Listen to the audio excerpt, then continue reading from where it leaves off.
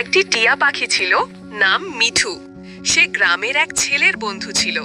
মিঠু সারা দিন কথা বলতো, মিঠু ভালো, খাবার দাও। ছেলেটি তাকে ভালোবাসতো খুব।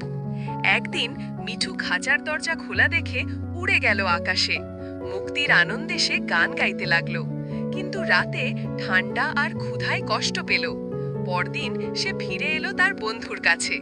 ছেলেটি তাকে কোলে তুলে বলল, এবার থেকে খাঁচা খোলা থাকবে, তবু তুমি থাকবে আমার সাথেই। মিঠু খুশিতে ডাকলো, বন্ধু, ভালোবাসি।